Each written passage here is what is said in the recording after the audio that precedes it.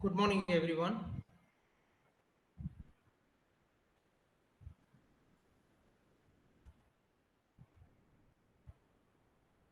Today,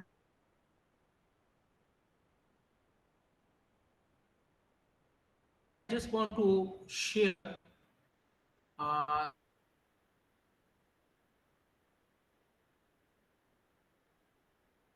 thing which is very important regarding the leadership change management, and it is basically related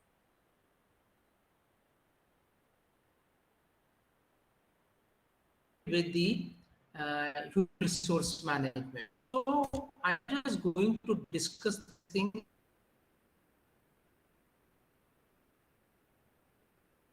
in detail about it. And after completion of this total discussion, then we are going to the question and answer format so that it will be easier for you to understand the thing much better. So if we talk about the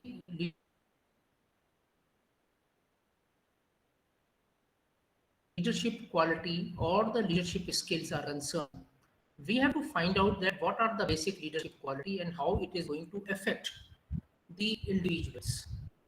Because it's important to understand this thing that how the leadership is going to benefit the students. So in that situation, first of all, we have to understand what exactly leadership is. So leadership is the art of motivating a group of people to act towards achieving a common goal. That means that they are saying that we are talking about the leadership. We have to understand this thing. What is the art of motivating a group of people? Because when we talk about the leaders, we are going to talk about the people who are really in a different category who can easily motivate people. And what is the aim of those people? The aim of those people is to achieve a common goal. If you talk about the second point of this leadership, is that the process of catching and helping whatever the objective of the organization is, it seems that there are some people who are working so that they can achieve the desired objective.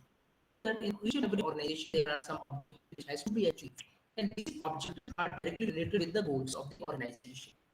So if we talk about the leadership, we can say that leadership is art of motivating the people, encouraging the people, helping the people in such a manner so that they can work enthusiastically towards achieving the objective of the organization. Then there is a researcher named Alan Key. He stated that leadership is ultimately about creating a way for people to contribute to making something extraordinary happen.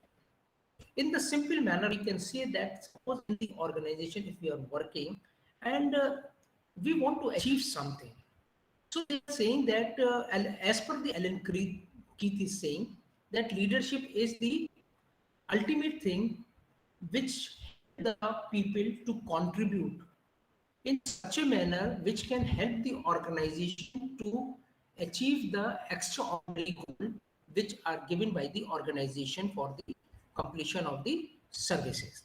So if somebody asks you that what is leadership, so there are 3 points which you have to take into consideration. Number one is it is art of motivation. Number two, it is the process of encouraging the people to work for obtaining the objective. And number three is the creating a way for which the employees contribute in such a manner that they can achieve the goal extraordinarily. I'm quite sure that you are able to understand what exactly leadership is. Then leadership refers to the ability of one individual to influence others. You know that it is very, very important. As I have given here a small photograph of penguins. One person is moving and other person are just following this. That means that the person is having the ability to influence others. You must be also observing this in your day-to-day life also, that whenever you are in the class and whenever you are with your friends or maybe your uh, college mates, you must have seen this thing that there is one person who is, you know, dictating the things and other people are just following the thing. That means that the person is having the ability to influence the people. Influence is exercised to change the behavior of the others. That means that these influences are exercised in such a manner that they can change the behavior of the individual. Because if you see the behavior of the individual, each and every individual is having their different behavior. But how you can change the behavior? If you have the ability to influence the people. And when you exercise those influence on other people, then how are you going to change the behavior of that particular work to be completed in the organization? Then third point is said that change of behavior is caused with an objective of achieving a shared goal. In the organization, if we take the organization as a whole, we says that when the change of behavior takes place, it is caused with an objective for achieving a shared goal. That means that there is a goal which can be achieved with the help of the different people. Suppose there is a project which is given to you to achieve. So you cannot alone complete that project. You have to take the responsibility and you have to take the help of other people also. That means that when you are influencing the people in the group and when you are talking about the achievement of the goal and other thing, so it can only change when you are going to change the behavior of that person. So please try to understand this thing, that leadership is nothing but it is the ability of one individual to influence other people, and it exercised in such a manner that the behavior can be changed. And when the change of behavior is there, it can be taken into care that the objective of achieving a particular goal is going to be achieved.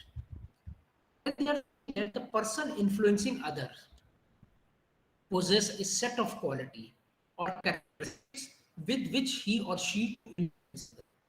It is usually said that if we are talking about the uh, influencing a particular people, whether it is male or female, that means the person is having a particular set of quality which he or she is possessing, or the characteristics which he, by the help of which they are influencing other people. You must have seen a lot of people, or you must have encountered with a lot of people who are very good in communication, or maybe they are very good in convincing people. So, what is that? It is the set of qualities which that particular person is having, which can help that particular person to influence the other people also. Same in the organizations also. When we talk about the organization, it has to be taken into care that if your manager is very good and he is having a capability to influence the subordinates, you see that the particular targets can be achieved very effectively. Then they are saying that leadership is a group phenomenon. It involves interaction. That means that the leaderships are usually, it is a group. It is not for the individual person. Whenever we talk about leadership, please remember one thing, that we are talking about the group of people. And it involves interaction. Because in the leadership, you have to interact with people and you have to see that how you are going to influence those people. The next, there is a small caption here. You can see the photograph here. Management. It is a process of planning, organizing, coordinating, directing, and controlling the activities of others. You know, when we talk about the management, as you know that you are the management students, you must be aware about this thing. If you ask what is management, so you have to give the answer that it is a process of planning, organizing, coordinating, and controlling the activities of others. That's why it is said that management students or the managers are people who are controlling the whole activity of the other people. On the other hand, in the leadership, it is saying it is the process of influencing for the purpose of achieving the shared goals. That means that leadership is what? There is a difference between management and leadership. Management is what? You are managing the planning, organizing, controlling, directing, and selecting of the activities of other people who are working in the organization. On the whole, if we talk about the leadership, leadership means that you are going to influence the other people for the purpose of achieving shared goals. As I have told you that leadership is nothing but it is a group of people who are working together. Then there is one another scientist named John Cotter. What he said, leadership is divided into two parts. Involves copying with complexity, and second, he said, copying with change. As I have already mentioned this thing to you just now, that leadership is involving and copying complexities. That whatever the complex things are there in the organization to achieve the desired targets or the goals, it involves copying the same thing again and again. And another hand, he is saying that the copying with change. That means that whatever you are copying, it is changing the behavior of an individual who are working with you. So there is a differentiation between managers and leaders. I just want to tell you that what are the difference between managers and leaders, because this is a very big discussion point which says that the managers are the leaders. No, it is not right. Managers, all managers are not the leaders. So there are difference between the managers and the leaders. So under the manager points, I just want to read out this thing and then we'll see that how we can define this thing. Managers are administrators, maintain the controlling, directing, coordinating process. Then they have to control the overall process. Managers are short-term view. They usually ask how and when. That means how you are going to do it and when you are going to do it. Then they are going to take the initiatives. These are manager and accept the status quo. That means whatever the status are there among the employees, they have to accept that thing, and they usually do the thing right. So this is the basic idea about the managers are concerned, that they are administrator, they are maintain and controlling the thing, they are having a short term views so that they can complete the work and then they go for the other work. Then they usually ask their subordinate that how and when you are going to complete the thing. They usually take the initiative for anything, accept the status quo and do the right things. So if we talk about the leaders, leaders are innovate. That means they are innovative people. They come up with new ideas who can influence the people. They develop and inspire the people. They develop the new ideas, new innovative ideas, and then they inspire the people.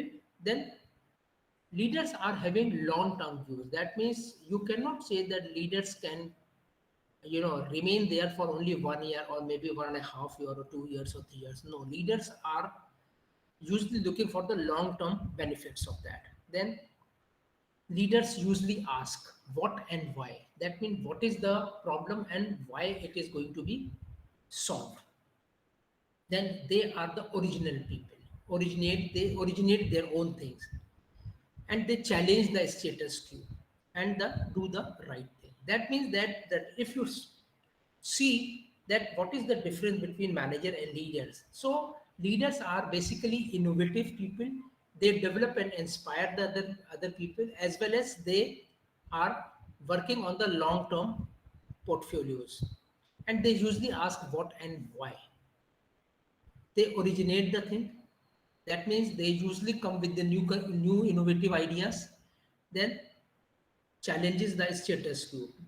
That means that whatever the difference are there in the organization, right from the top management to lower management, they usually challenge those people and say that why you people are doing this thing, you have to do like this. And they usually do the right thing. So this is the basic difference between the manager and leader. So in case if somebody asks you that what is the difference between manager and leaders, you should be in a position to give the answer for that. Then we are going to talk about the importance of leadership. What are the basic importance of leadership? Why leaders are required? They are saying that the leadership transforms potential into reality. That means that leaders are the people who influence the people and they transform the potentiality of that particular area into the reality. That means that if you talk about the managers, if the manager is a good leader, what they will do, they will transform the potentiality of each and every employee within the organization into the reality world. That means completion of the goal. Then leadership is not mere using people and their potential for realizing an organizational goals. It has the ultimate aim of raising the level of human conduct and ethical aspiration of both the leader and the led. They are saying that leadership is not related with only employees or the people for realizing an organizational goals, but it has the ultimate aim of raising the level of the human contact. As I have told you that when the people are influencing somebody, they are going to change the behavior of those people. The same thing they are saying that they are going to change the level of the human and ethical aspiration. That what person think in a positive manner, they usually try to enhance their uh, activities, and these are both for the leaders as well as for the led. That means the people who are following the leaders. The leader should elevate, inspire, and evangelize. That means leader should be in a position to elevate the behavior of the people, elevate the ideas of the people, inspire the people. We can take example of any leader who are very good leaders in India. You will always inspire those people. There are some people in your life also who are whom you inspired because they are having a very good influence on your day-to-day life activities. So those people are leaders. Maybe it is your brother, maybe it is your sister, maybe it's your father, mother, or maybe some other people who influence. Maybe your teacher also. Maybe you are going to be influenced by those people in such a manner that the thing become very very good for you. Then formal and informal leadership. As you know that we have discussed about the leadership. What is leadership? What is the difference between manager and the leadership? We have talked about the uh, importance of leadership. That why leadership is important. Now we are going to talk about the formal and informal leadership. It occurs when, first I am going to talk to you about the formal leadership. It occurs when a manager leads by exercising formal authority. That means that formal leadership means that you're working in the organization and your manager is doing the work and showing each and every employee that, okay, I'm exercising my authority to complete the work.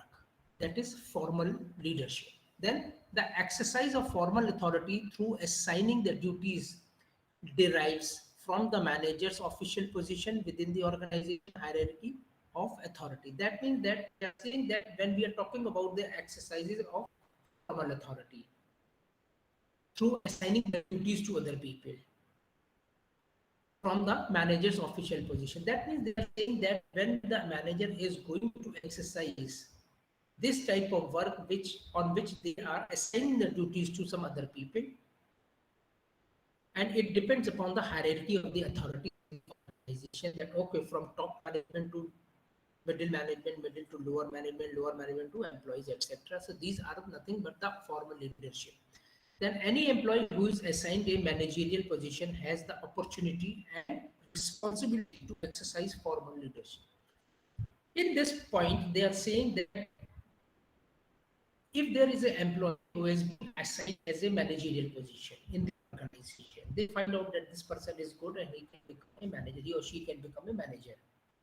In that situation, the opportunities and responsibilities are there to exercise related with the formal leadership. That means that particular employee is exercising the formal leadership qualities to them. Then what is informal leadership? And when a person without formal authority is influential. Sometimes it happens in the organization. You may find out when you complete the courses and you go for the jobs, you will find out that there are some people who are really influential, but they don't have the, you know, formal authorities or the portfolio. They are so influencing that they can influence anyone. And this you will find out in each and every organization. You will find some people to whom you admire, that okay, this is the best people I have encountered, and this is the people who can influence anybody in a very effective manner. This is informal leadership. Then what are the basic leadership styles? It is divided into 5 points. So if you see that first is it is based on authority and detail. That means this type of leadership, as I have already mentioned just now, that it is authority retained. That means the authority is given to the manager and they are just putting up those authority to their subordinate. Then next is based on task versus people emphasis. That next type of leadership style is there is a task given by the organization and the manager and the team is going to work on that particular task. And the people who are emphasizing on that and who can complete that task. This is a type of leadership style. Third type of leadership style is based on assumptions about people. That means you are a manager, there are 50 people working under you, but you are assuming about the people whether they are capable enough to complete the job along with you or whether they are going to create some problem for them. That means that you are assuming the things and on the basis of that, that you are doing the leadership for those people. Then Likkert's four styles are there. There are Likkert's four styles. I will let you know that what is exactly that. And entrepreneurship leadership style. There are some people, you must be aware about the startups nowadays, that most of the people are going for the startups. Why they are going for the startups? Because they want to become entrepreneur. When they want to become entrepreneur, their style is absolutely different as a leadership, because they are more energetic, more creative, more knowledgeable.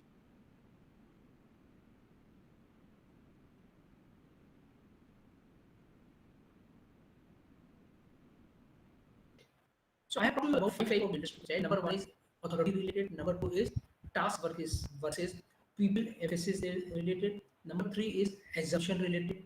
Number four is Likkert's four style, and number five is entrepreneurship leadership style. Then, based on authority retained,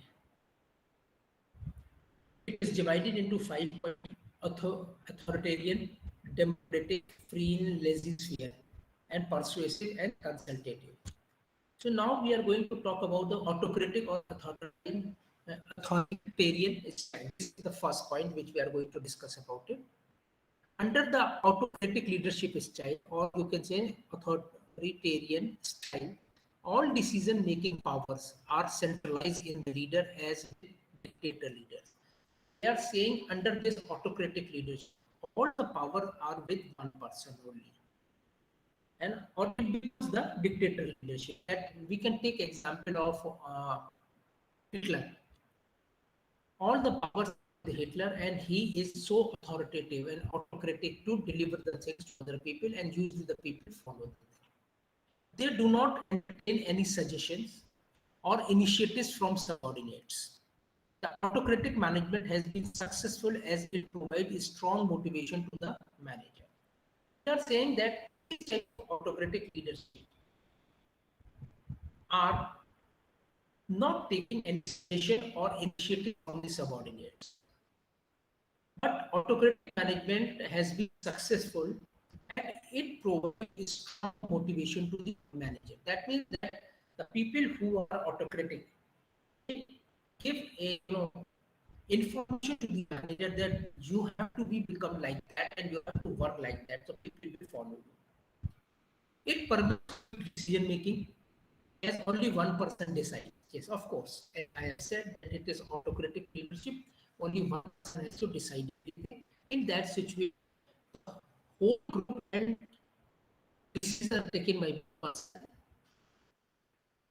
and keep each decision to himself until he'll feel it is needed to be shared with the rest of the group. That means that they are saying that in the autocratic leadership, the person is deciding himself and they are keeping each and every decision with themselves.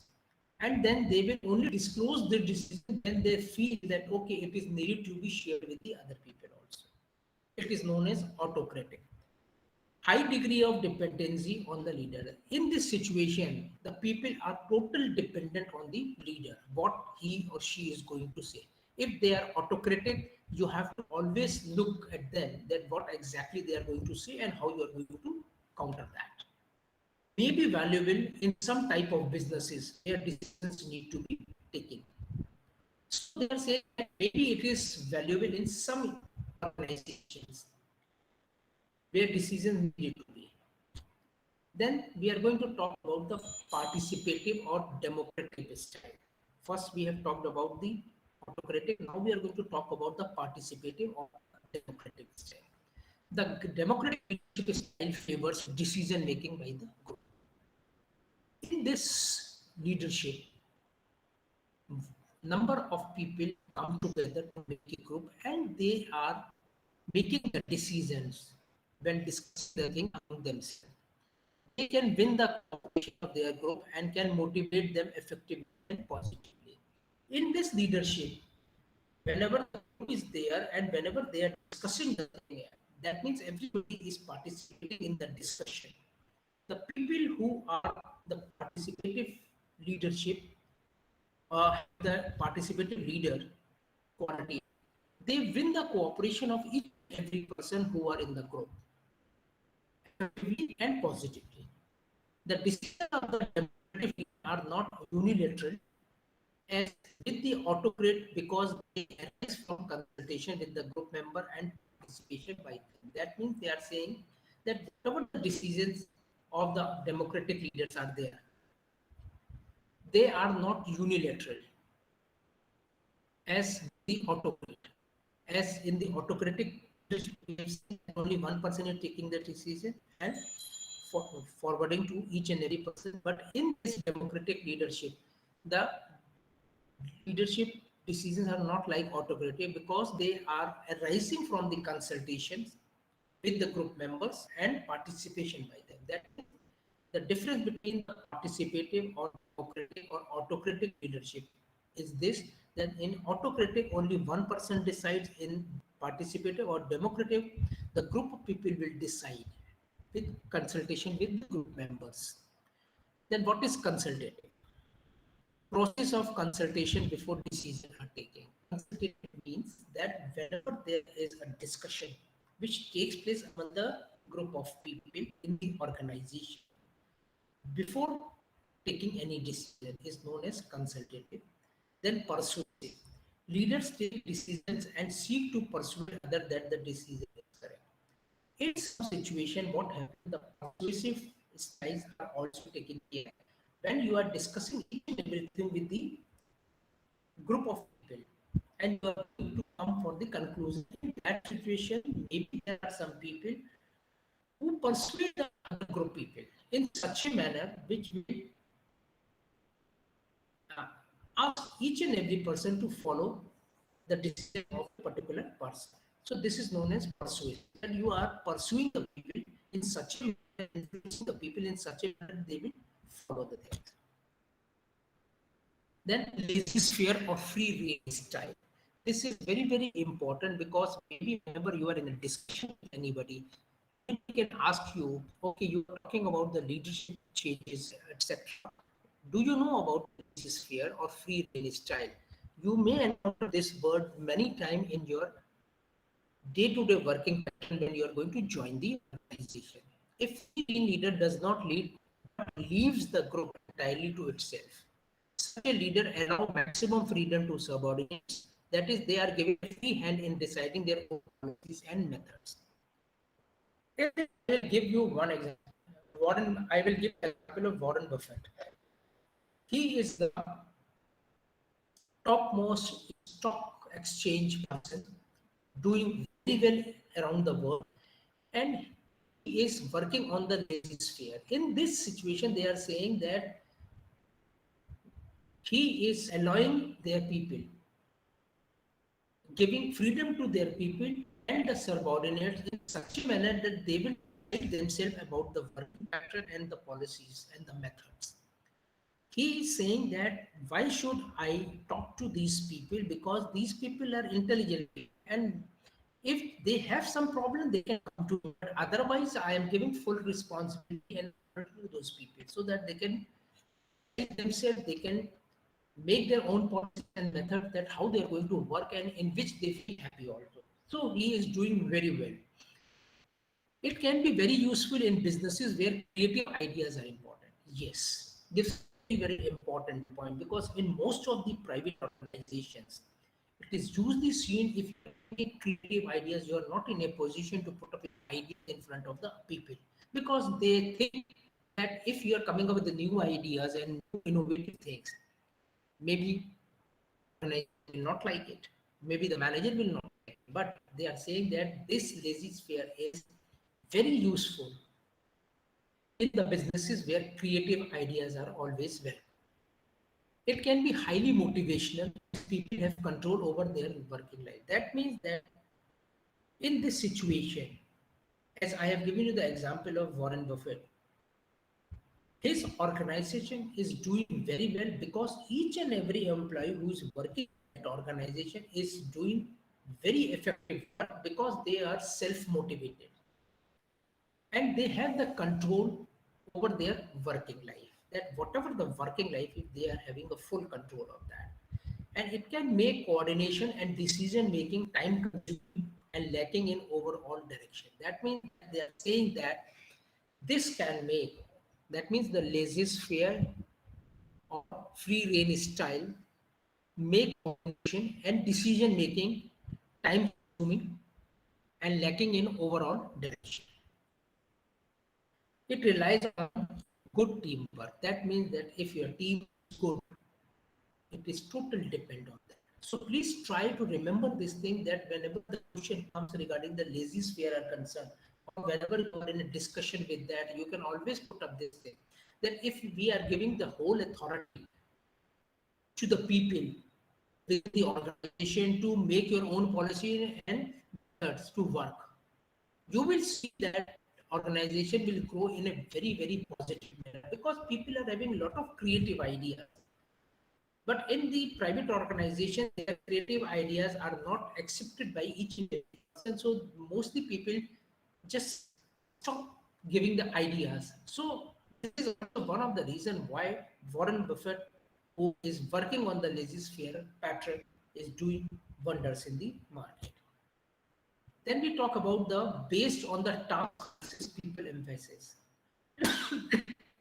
That means that on the one hand, I have just put up people emphasis. On the next, I have put up task emphasis.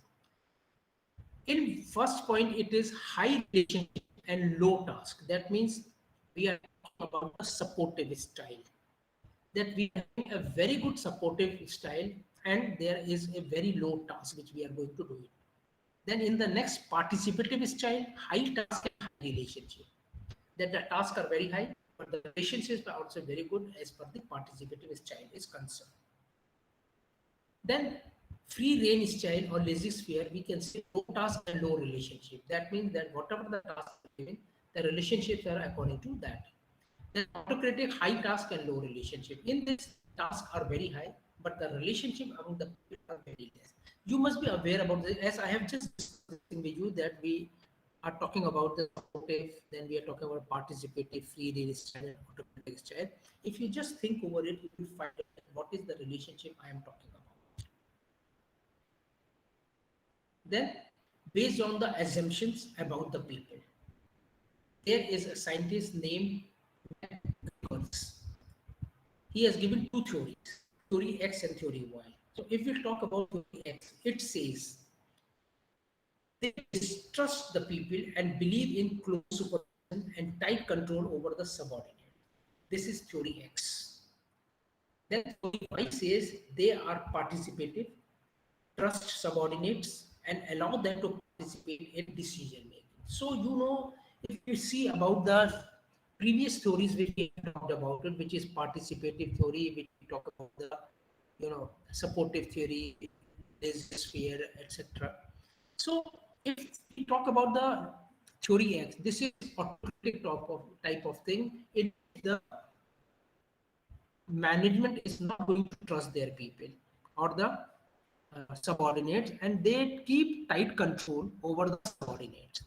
This is one point. Then if we talk about the theory Y, which says that they are participative and they usually trust their subordinates in the decision making also. So you can able to understand that which theory is much more better for the organization. Then next chart says that I told you that there is a point which says Likkert's four style. So Likert four style is another uh, essential theory which says that first of all, benevolent, authorization, consultative, participative, exploitative authorization. So if we talk about this, in this there are four type of authorization which we usually go for it. Number one is benevolent authorization, that we are giving authorization to the people who can just work in their own zone. Consultative means that we are consulting with the people and on the basis of that we are taking the decision. Participative means that we are making a group, and in the group the decisions are going to be taking on the basis of it we are going to work. Then exploitative authoritative means that we are giving authority to the one person who is taking care of everything. This is known as Likkert's four style. Maybe sometime you will find out that the people will ask about the Likkert's four style, and this usually comes in the research methodology also. On the basis of Likert scale, you have described the things. That is consultative, participative, exploitative, and the benevolent authorization.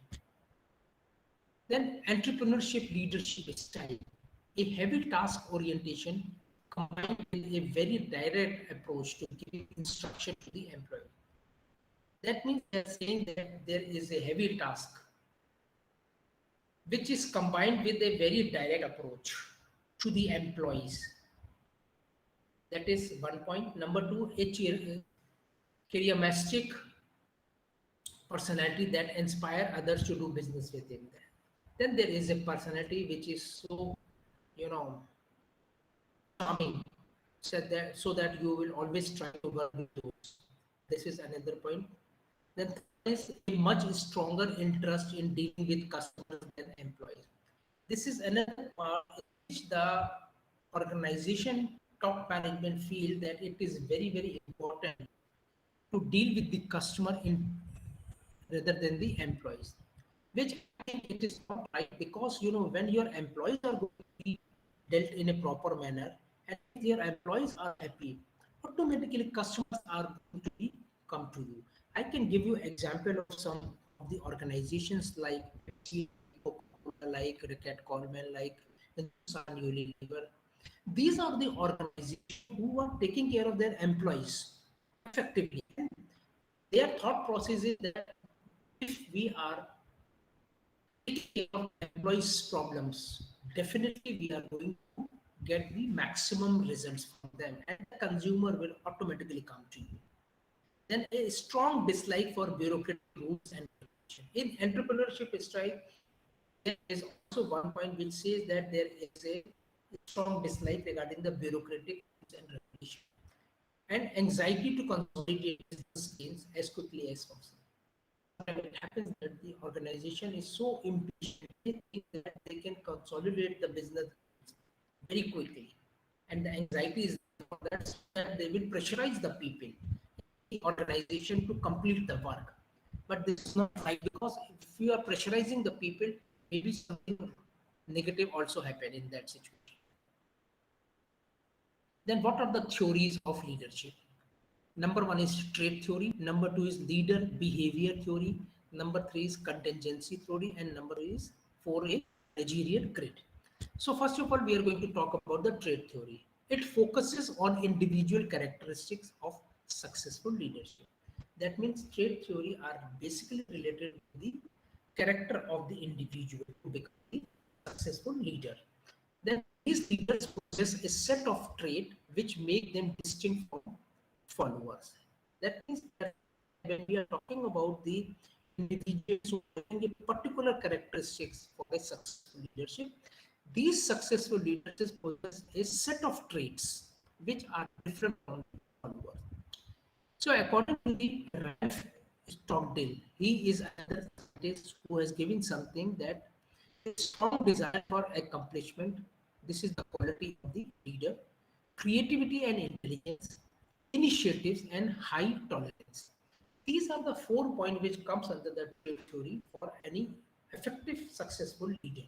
That he or she must be having a strong desire for accomplishment, that I want to become this. So I have some desire which can be accomplished. Then the person should be creative and intelligent, because with the help of your creativeness and intelligence you can influence the people.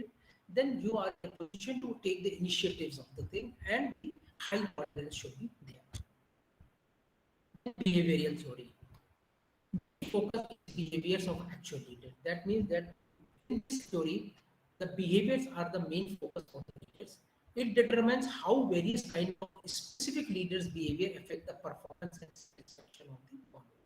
In this behavior theory, they are saying that how individuals are behaving among the group of the people, because that is the only thing which can satisfy the followers. So if your behavior is too good, you are creative, intelligent, and you are having a too much calmness, you find out your followers will always follow you. Otherwise, people will not follow you. Then what is managerial grid? According to the researcher named Blake and Morton, a graphical representation of a two-dimensional view of leadership style, which is based on concern for people and concern for production. So this grid identifies five basic style of leadership. If you see, this is the concern of people and the concern for people.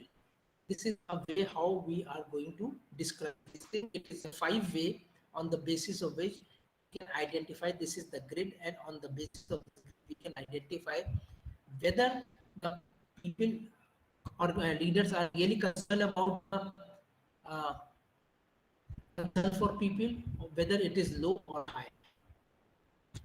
Then next is contingency theory. What is contingency theory? That means behavior of leader depends upon factors of situation leader is in. That means in contingency theory, the leader behavior, the behavior of the leader, you can say, depends on the characteristics of the situation leader. That means that whatever the situation is there, how you are going to behave in that particular situation, which is going to take place in different time period. How you are going to react on that. That is the contingency behavior of the leader. Then it implies under what condition will employee-oriented leadership will be effective, and under what type of condition production-oriented leadership be more effective. That means there are two type of leadership which has to be more oriented. Number one is the employee-oriented leadership, and number two is the production-oriented leadership. So both the managers are of different kind. And if you are working on the production side, you should know that how you are going to influence the people who are working under you and who can just do the work as per the requirement of the company's objective or the goal. So there are some most popular theories which are known as Fiedler's contingency model. It is its effectiveness of leadership depends upon 2 points: motivational style as well as the favorableness of situation. That means that whatever the things are there in this Fiedler story, he is saying that the effectiveness of the leadership depends upon two things only: how he or she is going to motivate the people, and how the situation regarding the favoredness is concerned. You know, in that situation, how that person is going to favor the people who are for them. The next is path. Leader's job is to use structures and rewards to create a market. So they are saying that in path growth theory, they are saying the leader's job is to use the structure, support and reward to create a work environment that helps employees reach the organizational goal. That in this situation, the leaders are the people who are giving structural support to the employees, and rewards are also given to create a work environment. That this type of managers, the leaders, they are just giving a structural support to the employees, and then they are giving some rewards also, which can create a working environment in the organization, which help the employees to reach the organizational goal. So this is very, very important to talk about the path to the concern. Then we talk about situational leadership theory. According to the scientists Paul Hershey and Kenneth Blanchard, they said that maturity of followers as a contingency variable. That means that in situational leadership, they are saying you have to identify that what is the maturity level of the followers, because you cannot treat each and every person in the same manner. You, according to the situation, you have to change yourself regarding the maturity of the people are concerned. Then situational leadership requires leaders emphasis on take task behavior and relationship behavior according to maturity of the follower. That they are saying that in situational leadership, it depends upon the leader's emphasizes on the task behavior and relationship behavior. That means that whatever the task you are giving to these people who are maybe quite intelligent and skilled people with the experience, and second is the relationship behavior. That for these people you have to change the task of the particular time period, as well as you have to see that what are the basic relationships you are encountering as per the maturity of the followers, because it is very very important in the organization to see that what are the basic maturity level of the people, because you cannot take each and every person at one go. So these are the four different type of leadership theories which may be uh, helpful for you when you are talking about the leadership change scheme. So on the basis of these are the few points which I have discussed just now related with the leadership, then type of leadership, then what are the different type of theories, and then what are the basically grids and other thing also. So these are the things which I have given. On the basis of this, I have just given some MCQs also. I just want to read out these MCQs. I think you are in a position to give an answer for these MCQs. Only thing is that you have to just think of it. So, according to the five-factor model, extraversion as a personality type is characterized by what type of people? Good-natured, calm and self-confident, sensitive and curious, assertive and sociable. These are the four answers. You have to just think over it and you have to give the answer. Next, what does situational theory of leadership emphasizes?